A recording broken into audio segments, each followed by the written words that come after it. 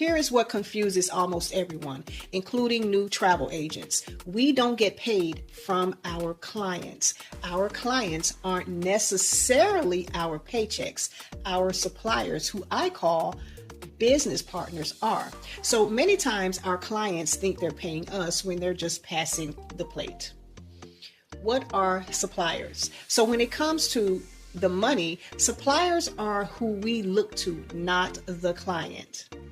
When your client goes on a vacation or on a wellness retreat, a family reunion, or whatever they are seeking an experience from, our suppliers provide them with that experience.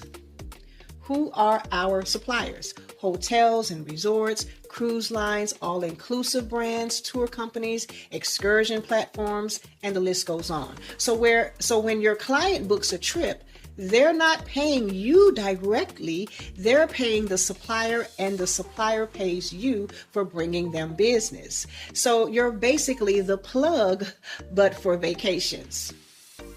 Why suppliers matter. Now, I'm going to show you where new agents really mess up their money, and I did this for a long time. New travel agents focus too much on the client. Now, don't get me wrong, I'm not saying that the client is not important, but you wouldn't have clients if it wasn't for your business partners, the suppliers. So when you're just coming into the travel industry, focus on the relationship with the supplier, because the stronger your supplier relationships, the better your commission rates, the better your perks, which are free stays, upgrades, credits, access to exclusive deals, support when something goes wrong.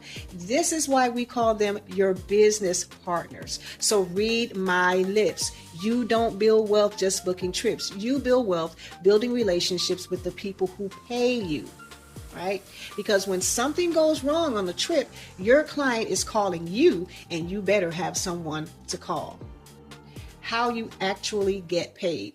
So let's focus on the money, because isn't that why we're in business in the first place?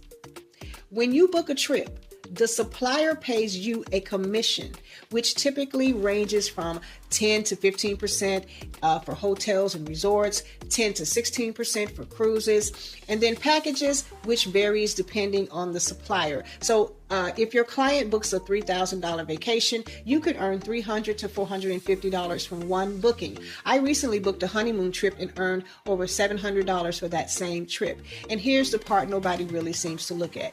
You can book for yourself, your family reunion, your friend's wedding destination, your business or social organization, people you meet online, your church, and the list goes on and on. So in other words, the money is limitless. So yes, that girl's trip you planned, honey, you could have been getting paid for organizing that drama. When you get paid.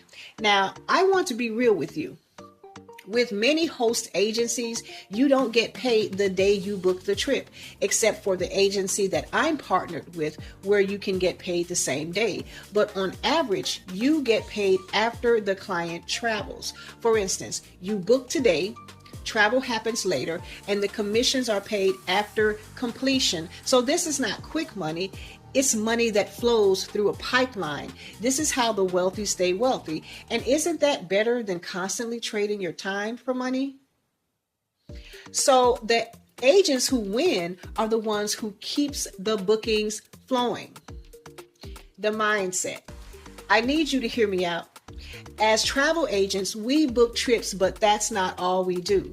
We are building a business where companies pay us for sending them clients. Again, for sending them clients. Hence, this is where the relationship is. So stop thinking that you have to chase customers when what you are really doing is redirecting traffic, because people are already traveling. You just need to go where they are. So if you've ever thought about building a travel business and you didn't understand how the money worked, now you know. And if you're ready to learn how to actually build this the right way, find my email in the description area, because not only do I teach travel, I also teach how to turn it into income the easy and soft way.